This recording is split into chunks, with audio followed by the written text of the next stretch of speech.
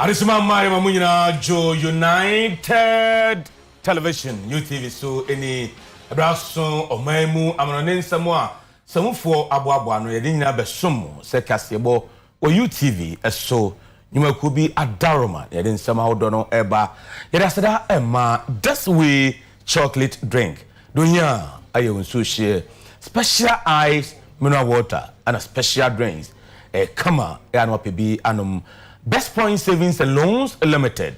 Mama banking. I come say dial *277#. Now the bank no it is also and a best assurance. Oma daroma. There is some hodono eba and some doso. Did you be any? Sika abanyumako ahodro no mo ade adwuma putupu me beka se emergency no eno na mpanifo ada adwumadie bi adi ewo ho a eba bebo no manage ni ye.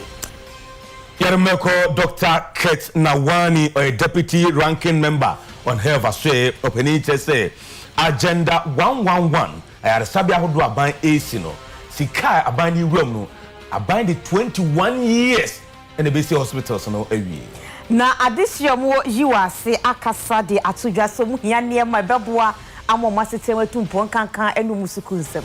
Yarmeko adete man ene damfa eno so la nkwantana Madina adisio ho chese mo akwan enye kura ye aban hwani behwe na ye mo akwan emo sanse wo mo ebre enzem no bika woni ede ba beso mo midin de afia ejewa akode mene David Ufuri Safo afen nsem no nchire mu enie Osofo show Mercy kasem so eyowura kenofori ata na wadi animu amadwumadi omo ada na dino ene se ye ba beboa ma emergency sika awodo na abanyumakuo edi sika no eye no omatimi atotuniye afenso be makwan ama audit service penifo abemabe audit omo niema awodo na afenso ye follow up ewo mudwumadi awodo no so we eye kwanmo efa so ahwese abanyumakuo awodo sika sam totoye ne bekoyie na enkofa eka ene wohia emeto ye so ekoso ewo enkraya Asoya wonum hwe yesika so emergency expenditure management guidelines and audit recommendation implementation and follow up instructions we no a wo modan wadi ede ama abanjuma eku ahodo ewo enkanamantemu no wo kiremu se ebe ma fan yo etimi adadi ye pa na afenso ebe kire kwampa ebe fa so a seputuprum bibi eyi ni ti a na chese ye hunu kwan ebe fa so aso ano na yekeka funu ne yeka madam panti wo kire ehwe covid-19 wo how na dan ye no a na ewo se wonum etimi etu anamon bisa no wo de sanhye we no ede eba abanjuma eku ahodo no betimi anam so na wosikasem kwan so no wo so ede aboa nkonkoba se ebia oman no foto anase oman ni sikasem no ebeje agu wa bra putuprum bibi asia ewo se yetimi eso ano soafo abede echi ohwe sikasem so deputy minister of finance no nyamfo John Kuma ede nsem tudwa ebra won mo edan sa adwumadie we nyina no anase nhye we nyina no edi a wo kire aban nani so ade hu ne botaye a eta echenti a wo mo de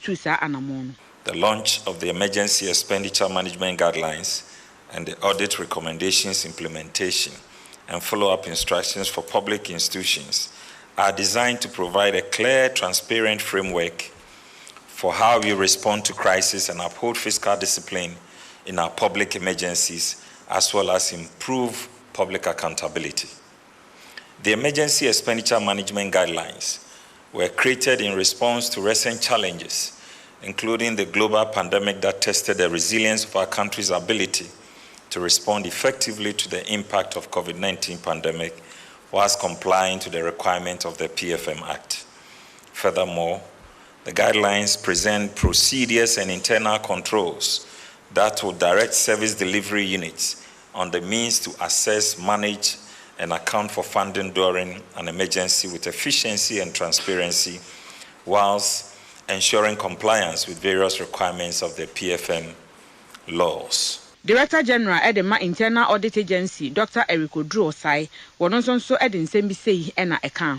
Ye boy abaso.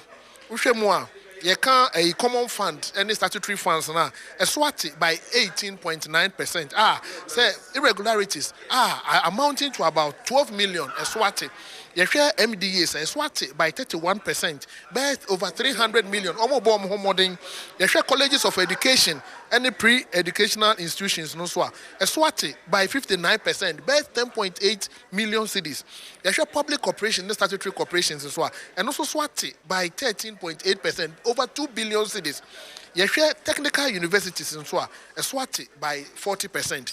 Sadie we say no, this year boy who abofia kra say yehu say ye ejuma na mom documents na ya launching na be hye kena ama afi say no auditor general be issue the report the be hu say irregularities no eso beti kra nti enu nti na ene ye di say adwumadi ebeboa ema yesika sem eso ntotoye no akoyie.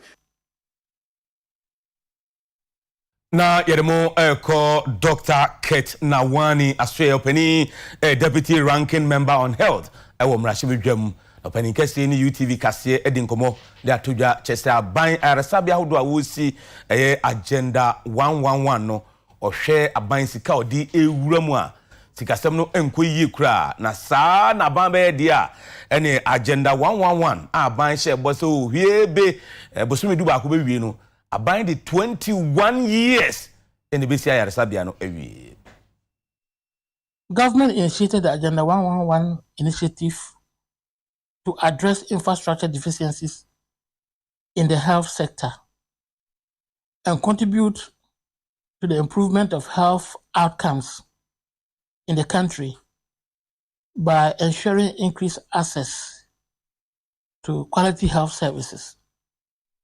And he also quoted an amount of 189.34 million being the amount that has been spent so far on the Agenda 111.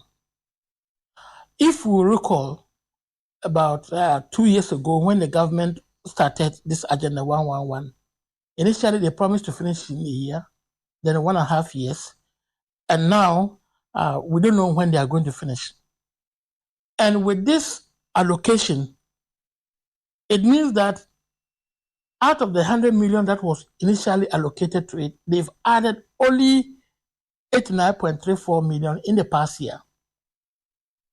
And if you know the estimated cost of each of the projects, and that is 17.5 million Ghana cedis per one. That is according to the 2018 budget, or 2020 budget, or 2021 budget. According to 2021 budget, each should cost about 17.5 million. And you total the estimate for 101, then we are talking about 1.9 billion Ghana cedis. And with this level of allocation, it means that we're going to take 21 years to complete the Agenda 111 projects. And so that is not good enough. There's a real problem with the source of funding. And we don't have anybody to blame. We actually need to blame the president. This is a project under his direct watch. Agenda 111 Secretariat is under the presidency. And so we don't need to blame anybody but the president. The minority group, we went to some areas and the work done there was very, very appalling. We went to Kwabnakwa in the Obuasi East District, and it was just the land work has not even been completed.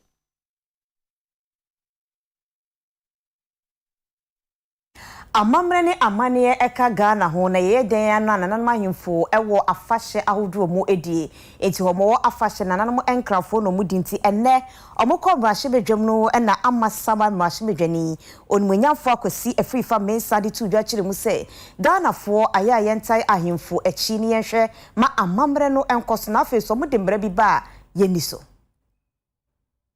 Mr. Speaker, the importance of Homo Festival to the Ga people cannot be overemphasized. It marks the beginning of a traditional year and the harvesting of staple foods. It is a period when people remember and mourn those who had died during the year. Besides, it reviews the past year's mistakes and plans for the future and helps to uphold and continue the tradition. Mr. Speaker, the Homo Festival gives the youth the opportunity to know and educate themselves about their tradition. Religiously, the festival is a period of purification. The chiefs and the traditional priests perform the customary purifications of the land to strengthen everyone spiritually and socially in order to face the coming year successfully. On the day prior to the celebration, the Twin Festival is celebrated. This is a celebration which involves much singing. Twins are much revered among the Ghanaians because they believe that twins are always a blessing from the gods. Right, Honorable Speaker, I want to appeal to the Ministry of Tourism to institute measures to make festivals in Ghana, particularly more attractive to the citizens and boost the tourism industry. On this gracious occasion, I salute the government, the GA Traditional Council, and the GA people. To the chiefs and people of Amasamai, near Amasan, who will be celebrating his 50th year as chief of Amasamai this year, I say Aiko, Afio, Afi.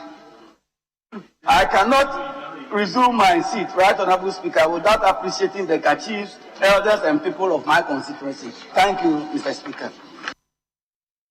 Yemfree Mrashibidwamna Yenko Asante Hene, His Royal Majesty, Otumfo 82 the second, Asweye Ohimpoyin Kupiemu, Ewo Trinidad and Tobago, na Okoye no, Ade Baako Mano Maya, Eye Nkaidie, Eye Krabehwe, Eyom Signal Station, Omdo Ohimpoyin Koho, Emokohe, na dear Nika and say, Sa Signal Station, Ghana ni design.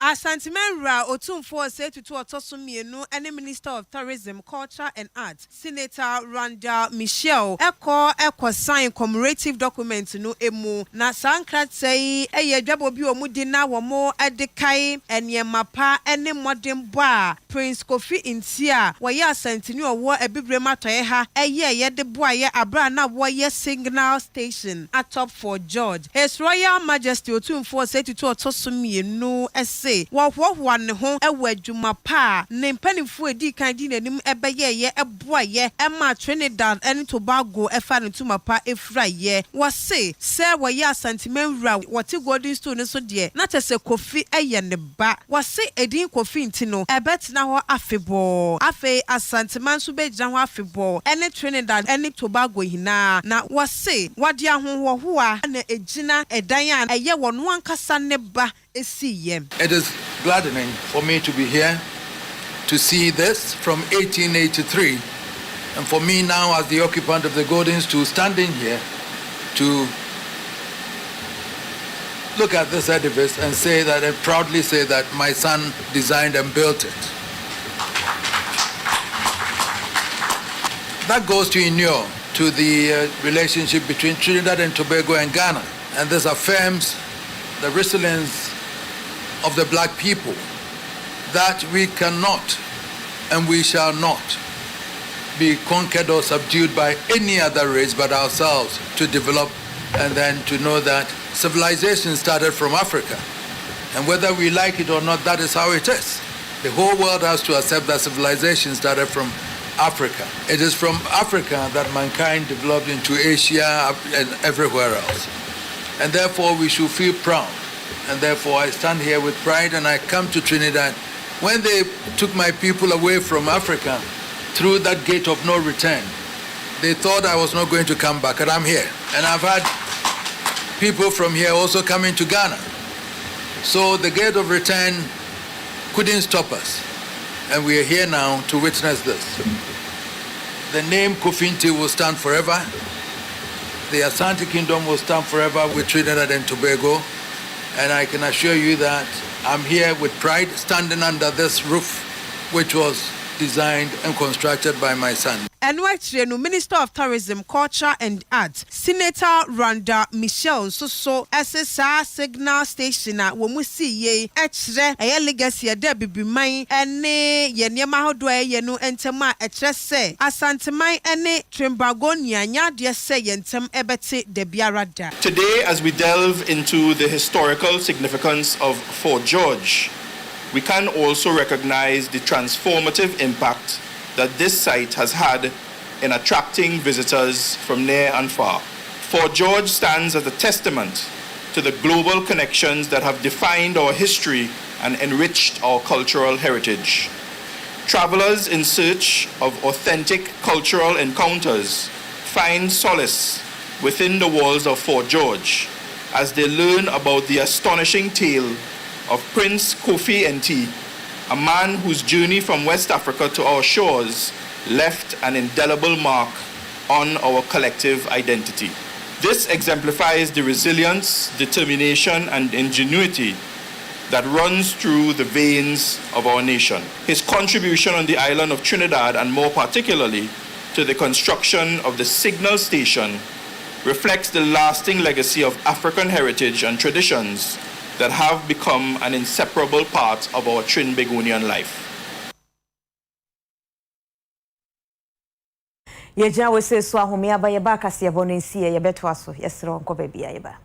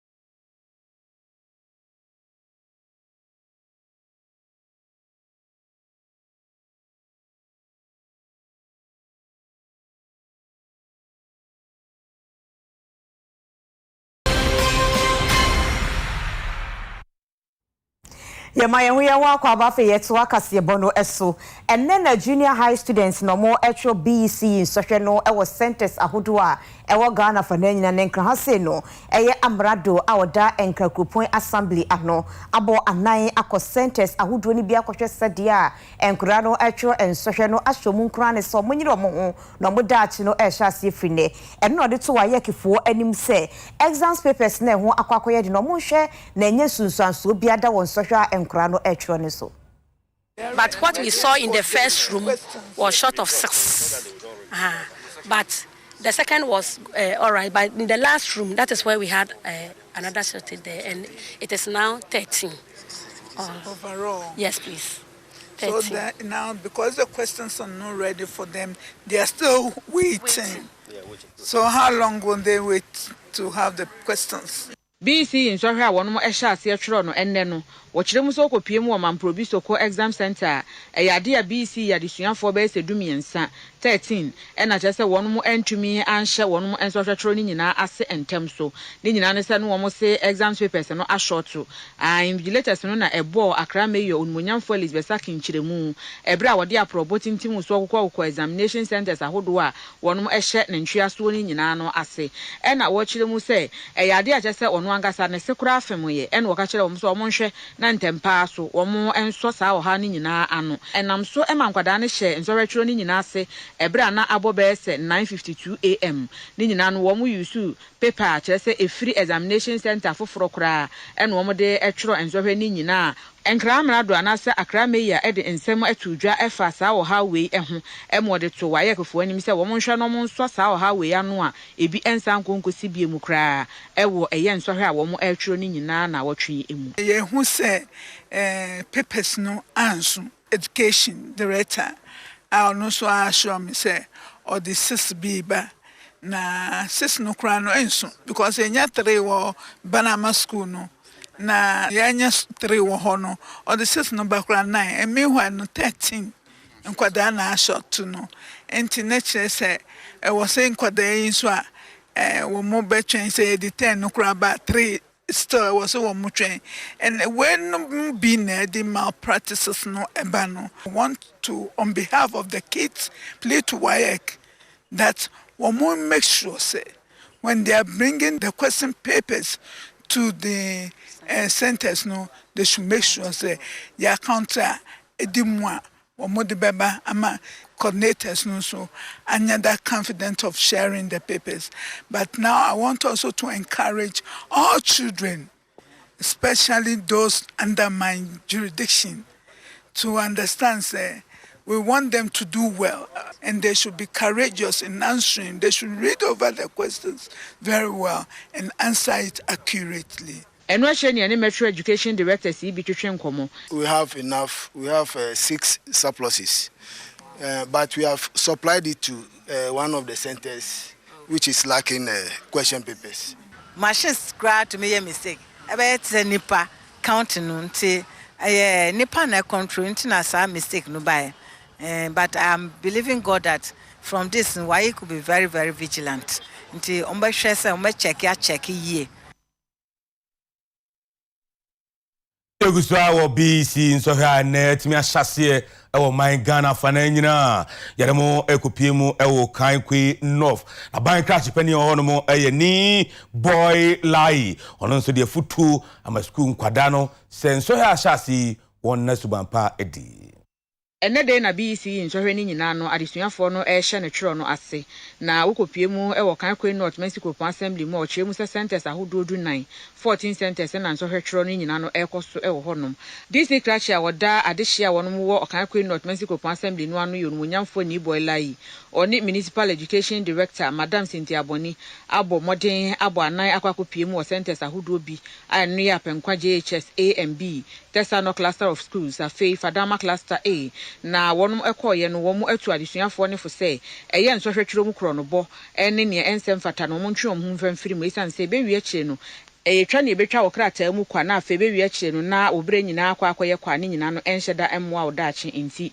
wonum entwe ho emfa emfiri saa ne oma ne nyina ensem fata ne nyina mu na empanifo mienu ede nsem no atu dwase etwero mu se exams de wahwea na wo betwero nti who here say we be born bia and I say we wa adwin say we be bokro no bi e wo social no if you say we yes na che say udi how na ebre wo ani afoforo a e kan ho mo de say bi o omunye boni bia nti nchom se omunhwe na obia nkoye bibia e di susuanso boni bi beba omo aka no omo hwe omo sunsu no ye to omo fo che mo bia nkoye bibia e be ma nkwada no nsohwe no akoye bibi na nkwada no so ye kire omo se bio se bibi na wonti ase kra na de wuti ase no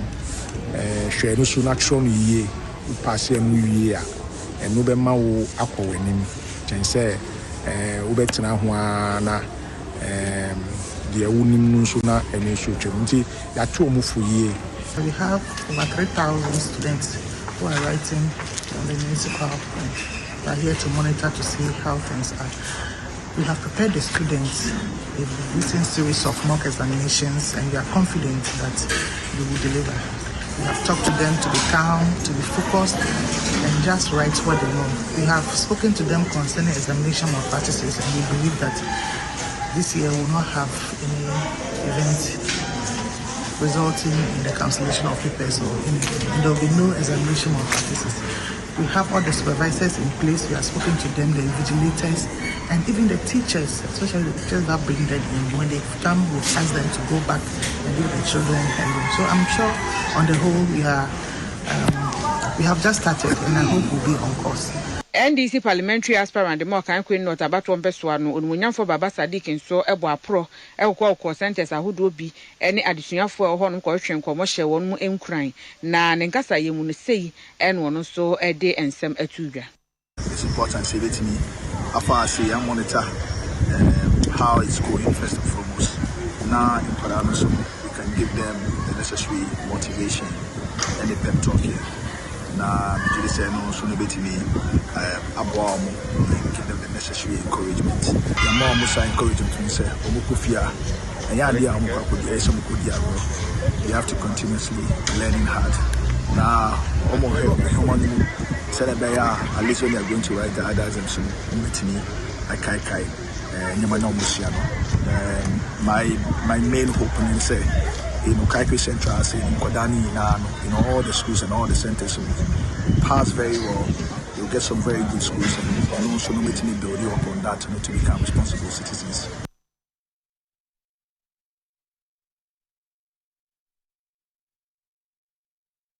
Enkudabeye empim dunkro ahasa ene aduonu mienu 19,322 ena etro ensohwe BC ni bi ewo bunu East Mantamnim na enumu no mema ewomu no eye empim nkono ahanum ene aduokno ensia 5,000 and 9,596 ena ma ewomu no eye empim nkono ahanso ene aduonu ensia 9,726 na bra yekoye no de yehu ye no sei enetie. I'm a panwa to a monk of say your trauma there for 11 years. KG 2 years, KG 6 years primary level education, 3 years GHS. They are fully equipped for the exams. They don't have confidence in themselves. The catch say in secondary trauma class, no questions. Never to my homes. Like your mom, Yanti, as you say. Maybe upon a young mountain and borrow to a more GD any of teachers are true, and no more association from control. I will just day or better so I can know my actual. The candidates here one total number 5,125, both public and private. And by money 2,408. And by no year 2,770. Say abofrano nya adwen na onu anya daji na odi akoma patron so hwe na nkunim di odbebre no eye nyina echefa say ye boa no fa ne say etiwe na menue ya akotron so hwe ni odwi akọ famu akọ secondary school akọ dwi akọ dia pass wa famu akọ university akọ ye medicine odwi akọ dia pass e da meme yare a ye de makọ hospital me say abofra bi na mboa no mani bi apɔ fax pan nyina so no ɛdan no me hu abofra sɛ ukura pani a wɔde ba me nkyɛn dana na ɛsɛ me kyɛ me nsama nsia sɛ dan ni mewu if say abofra wɔn fa de papa bi amrɛ me ma mmoa no apɔ obi yɛ ntini no ɔde ba nyina nye ɛne ntino asɛm bi ni wa mfa nipa ho yɛ nyina yɛ ntia se baabi yɛ du no yɛnya abofra no mo nyɛ na umfa nkunimdia botire no emra wofo umfa mra tetefo umfa mra magana na nkunimdie enye obi adia no sa gidie nse ofutu e de men awofo betie atetefo betie omo so mabo mutim po se e ma abofra na fasa akwan wesu nkum betie na bibia obia be ne fam de abo ama abofra no so hwa wotui ayekama Famonko apuemantamu na yenhwe BC nso ya no suguswa ekoso ozonkwara be se 58,395 and afi omo etro nso he kese no na honorable Gifty Chum Ampofo yamrashe dwani de ma de share wo abuakwa north oba hima de futu ama school fui se mpempi so mtro BC ni wiesa aya na ni je muro so do do weche se obesesa fi de omo tro nso ni wi a ani je no.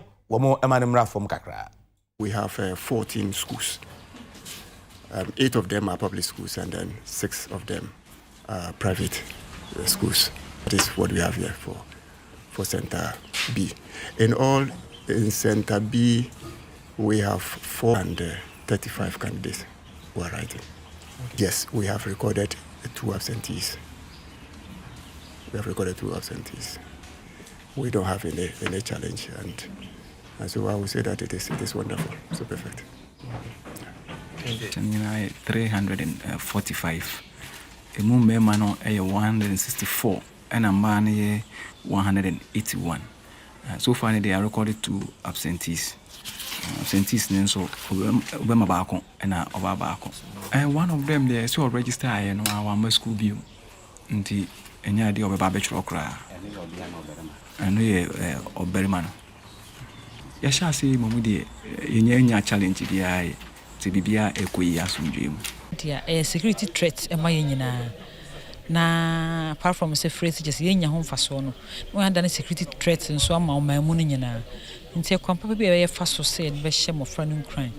Aside say, ye pre school, dance, school, Kunya, your call round see, well, what can you be? And this is your church, your hope, Nina, your choir, horror, ama addition, I fe, na ya kono.